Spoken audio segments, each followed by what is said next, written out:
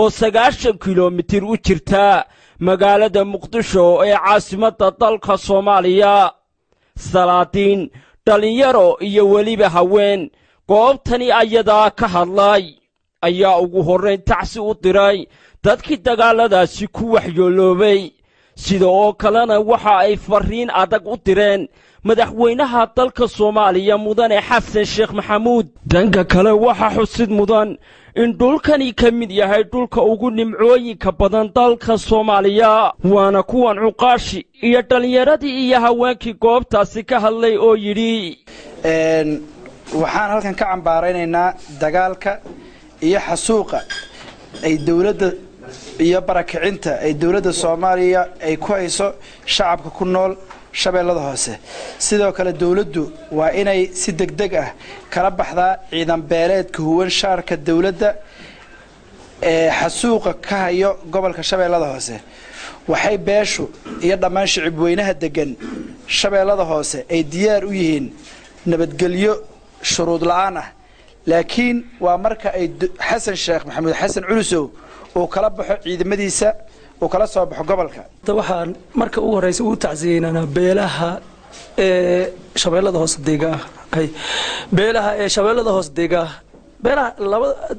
beesha dagaalka ku socdo ma beela kala degan oo ku dhintay waxay meesha ku dhintay ay agardarada ku dhimanay kulli horta waxa Ilaahay u baryaa inuu naxariista janno Ilaahay siiyo.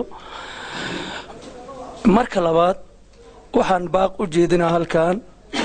mar walba laga maquusto naxariista Ilaahay la taqnadu min raxmatillahi bil aayid ku yiri. waxaan baaq u diraa beesha gardarada halka ku duushay beelaha hawi oo ku duushay beelweynta bimaal. beelaha hawi way ka siman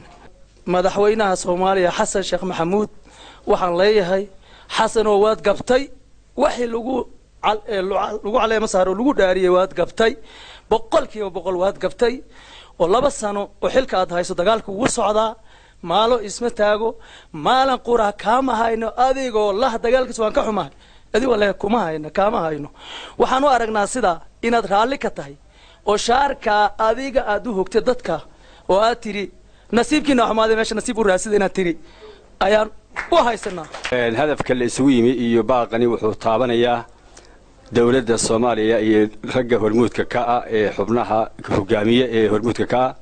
oo u horeeyay madaxweyne Xasan Sheekh iyo ra'iisul wasaarihiisa iyo golihiisa dawladdu waxay maanta waxa waajib ku ah inay xilka ka degaan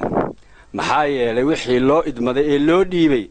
ee u dhaarteen wuxuu ahaa in ay Soomaali horumar gaarsiiyaan nabadana u sugaan qof walba gurigiisa ammaan ku helo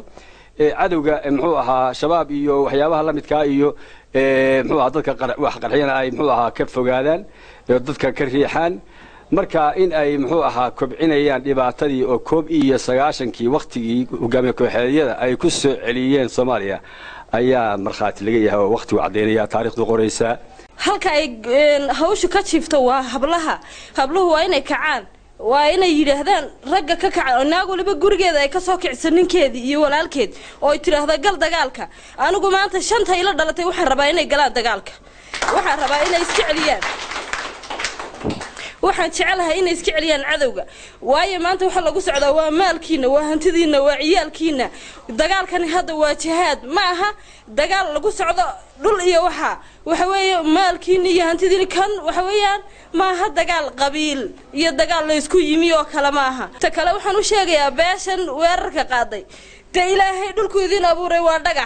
dhagaxiina iska taga iska guura maxaa idin haya hadduu Ilaahay dhagax idin dajiyay anagu daabi dhulkayga nagu qabsanaysaan waxa weeyaan dhulkiini taga oo iskaga noqda. raxiim horta waxaan halkan tacsi uga dirayaa waxa weeyaan dadkaas islaamka ah ee iyagoon waxba galabsan la leynayo ee xasuuq ku socdo aynu faataxada u marro. sawirkani wuxuu ahaa waa dadkii markaa halkaa maanta laga hadlayo أسنا ما هين كلية دتك هالكن شوجا أما وقوي كلية شوجا دت فربنا أو أسنا معه أو قريبة خالد بن وليد لورنشري أيه هاين دتك دي جوجي يلي عن كوجا هالكا أوهران أو دنتين إن وحن يشدول تاجي ناوكله مثلا dadka mujaahidiinta dadkoodii halka joogeen ayna waxba galabsan in meesha daalanimo ku jirto waxa cadeynaya bal ninkan la gareeyba aad sheegaysid ku soo duusheen bal ninkani muxuu galabsaday maxamed gaab muxuu galabsaday oo beertiisa deganaa maxamed cabdilaahi xariir muxuu galabsaday سعيد أحمد حاتم محو قلب صدي هذا ردك إلهي بعد كلا حساب تمايا هدات ليدهين شار الدوليات باللغو سماينيا محمد سياد برا مالنتي وحلا إساق وضد يروان ترتريا درت أنا ساس اللي جماعة بيمال كاسي وحويان ردك تلياني قال صوت قالمي عد صومالي ترتر كرتا مجتو ردك الصومالي وحلو سوت شيدين إنا برتان لقن كهبون صوبان مرول بواحد وحويان نبت جلية إنا كبرتان ورعد ترتر كرتا مجتو قويس بعدين ترتر كرين على كي الصوماليات بعد حسن وكفر ده انت سو دولدود بالعكتي ومضاها عاد كسعتان تابا مرايكن كوي بحين شرين وحم أنو تسوي شيء إن الدولة إيجاد إنه هوس وإيجان وحن ماشي كالسعودة. السعودية قالوا بالا نسكولا يسنا أيوة نكولا قرب تاجرنا إن سيدا لقى يلو سيدا يا شاري قوي هذا كودا برا نقولا نقولنا يهايو نكوا يسنا إن سيدا عارف الله قلنا ما يجي هذا نبض على المال نبض لقى الشقيو نقول بهالكيس وكاك هذا بس كم ترى ده من بالبود جاي يا دوش راس كفور البالكيس ده حد هو على حلوة إلا تذكر الشرعي ما كمان على نينه هرو تذكر كل شيء قالنا ولا سكر بيالو نبالك يقالنا ولا جو يقالنا نبالك يساكوا كذا يدور على يهاي تيجي بدر نورا يسوق الله سوق هذا وهذا سوق الله كل ذكر